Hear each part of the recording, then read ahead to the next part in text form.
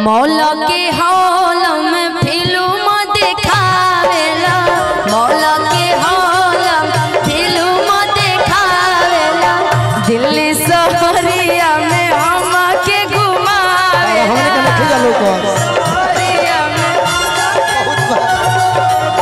मौला के हॉल में फिल्म देखावेला।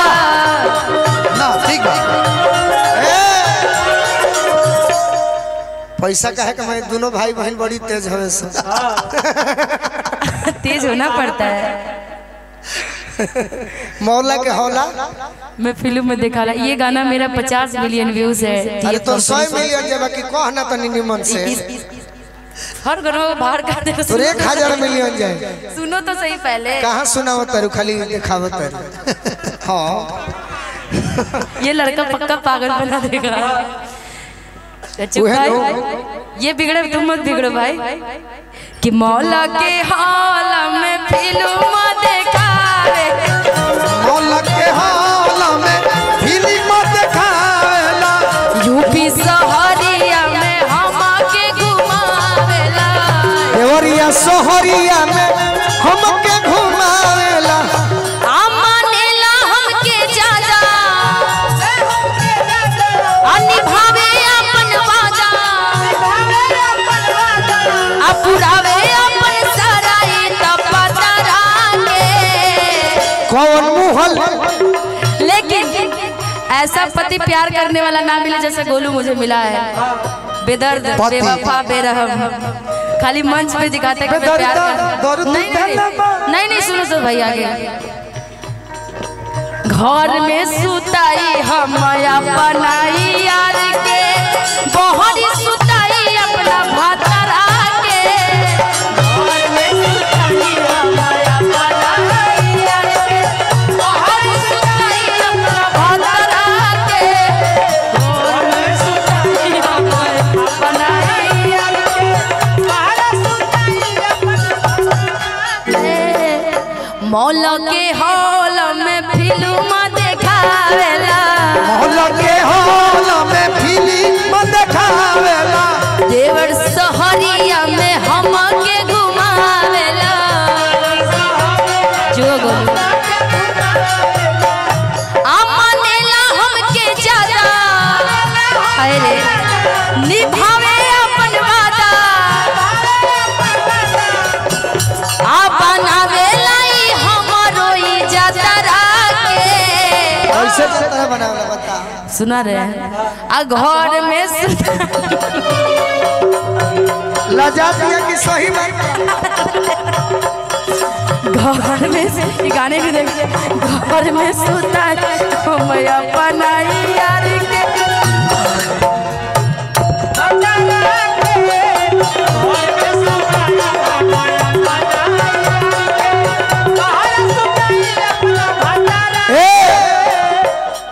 कोनो गलती कइल बड़ो कि लजा तारू इतना हंसत तारू। अरे आपकी बात एकर मतलब ई सही बात बा।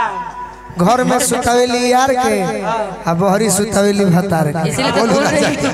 यही सही लजा। आप जैसा पति मिले तो ऐसा ही काम करना पड़ेगा। बहरी आनंद नया नया हमके देवेला साड़ी, नया नया हमके देवेला, नया नया हमके देवेला साड़ी, नया नया हमके देवेला साड़ी, देवेला ये साड़ी, हाँ देवेला साड़ी। भभरा तो सुत जल खोल के केवाड़ी, खोल के। रुको रुको रुको, राजू जी के साले साहेब हमारे पुतुल जी। अरे बात सुनो, लोग बजावे लगे। अच्छा छोटे छोटे भाई दिमाग से काम लो। बिल्कुल कहाँ बंद करे के ध्यान देते रहिए। ब्लॉक प्रमुख भी है हमारे पीछे, थोड़ा सा साइड होइए ना, थोड़ा सा पुतुल जी इधर आ जाइए।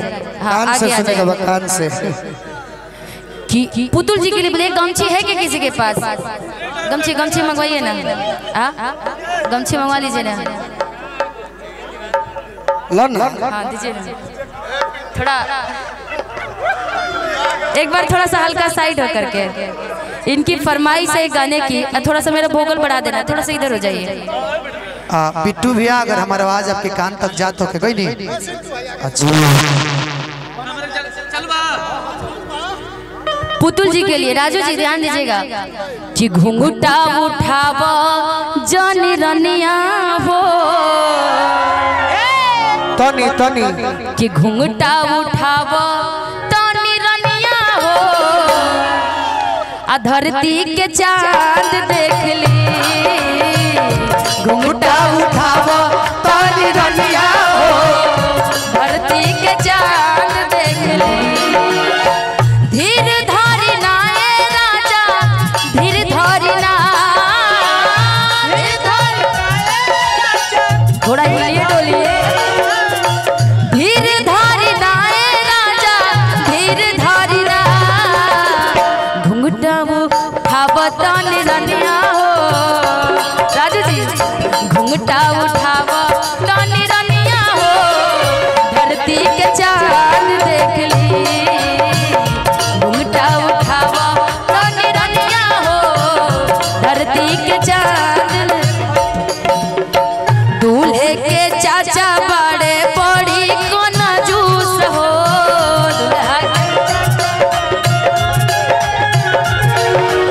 देखिए उनके पापा की तरफ से पैसा है और जितने भी इतने मित्र हैं सबके तरफ से बहुत सारी इनामें आई लेकिन पता नहीं पुतुल जितना क्यों नाराजगी रखे हैं। अरे अब तो निकाल दीजिए दूल्हा के चाचा इनकर बड़ी कोना जूस बड़े दूल्हा के चाचा तो सुती जल खोल के केवाड़ी ई साड़ी हम केवाड़ी मानेला हमके ज्यादा आनी भावे अपन वादा मानेला हमके ज्यादा आनी भावे अपन वादा अपनावे रोज हमरो ई जतरा के कभी मुझे जरूरत पड़ती है बताती हूँ जतरा का मतलब सुनो भाई जब भी मुझे जरूरत पड़ता है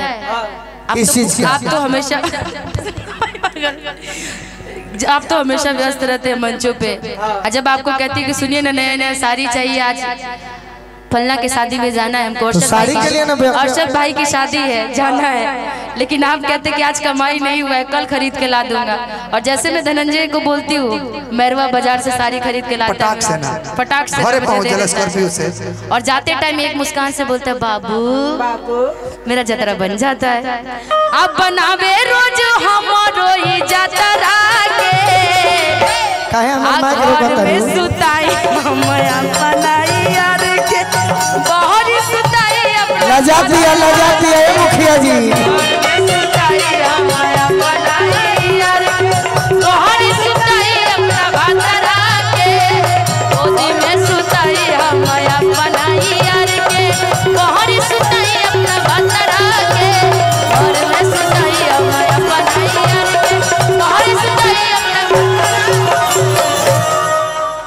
एगो तनी लेकिन इसी पर एक और था